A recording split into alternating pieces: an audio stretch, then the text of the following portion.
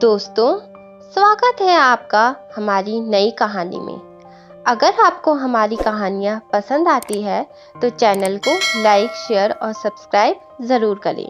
किसी गांव में श्यामू नाम का किसान रहता था। स्वभाव से वह बहुत ही अच्छा था। उसका एक खेत था जो बहुत छोटा था, जिस कारण उसके बड़े परिवार की गुजर बसर बहुत मुश्किल से ही हो पाती थी।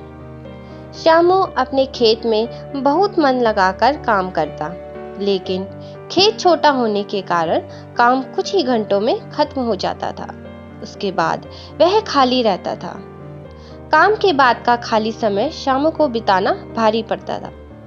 इसलिए उसने एक दिन सोचा कि क्यों ना इस खाली समय में गांव से ही सेठ जी के खेत पर मजदूरी कर लिया जाए। इससे खाली समय भी कट जाएगा और घर में पैसे की कमी भी कुछ दूर हो जाएगी। गांव के सेठ जी बड़े भले इंसान थे। श्यामू जब उनसे काम मांगने गया तो सेठ जी ने कहा, तुम्हें मेरे खेत पर मजदूरी करने की जरूरत नहीं है। आज से मैं पूरे खेत की जिम्मेदारी तुमको देता हूँ। जो भी फसल होगी आधा तुम मुझे दे देना और आधा तुम ले जाना। सेठ जी के इस भले व्यवहार से श्यामू बहुत खुश हुआ और अगले ही दिन उनके खेत पर काम शुरू कर दिया। वह प्रतिदिन सुबह सबसे पहले अपने खेत का काम खत्म करता और फिर सेठ जी के खेत में काम करने चले जाता था।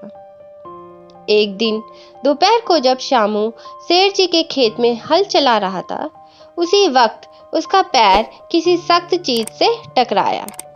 जब उसने मिट्टी हटाकर देखा तो वहां पर मिट्टी से बना एक छोटा मटका था, जिसके ऊपर लाल कपड़ा बंधा हुआ था। श्यामू पहले तो थोड़ा डर गया, लेकिन फिर भी उसने थोड़ा साहस करते हुए मटके पर बंधा कपड़ा हटाया। जैसे ही उसने मटके के अंदर देखा, उसके आश्चर्य का ठिकाना ना रहा। उसमें सोने के कई आभूषण थे। श्यामू को अब समझ ही नहीं आ रहा था कि वह इन कीमती आभूषणों का क्या करे।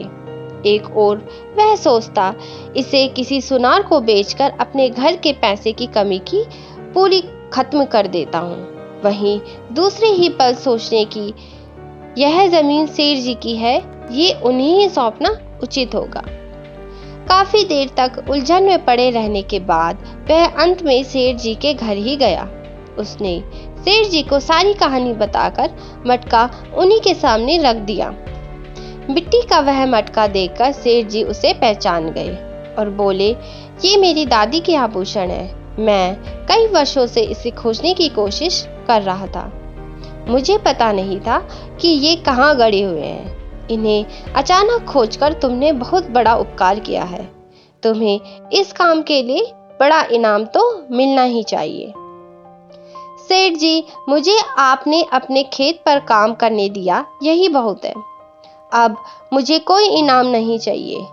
श्यामू ने सेठ जी से हाथ जोड़कर आग्रह किया। फिर सेठ जी ने कहा, श्यामू, मैं जानता हूँ तुम बहुत मेहनती और ईमानदार हो, लेकिन इनाम तो तुम्हें स्वीकार करना ही होगा। सेठ जी थोड़ी देर तक रुके और फिर कहा, मेरे जिस खेत पर तुम काम कर रहे हो, आज से वह तुम्हारा है। तुम उसके मालिक हो। सेठ जी के मुंह से यह बात सुनकर श्यामू खुशी से झूम उठा। उसकी आंखों में खुशी के आंसू थे।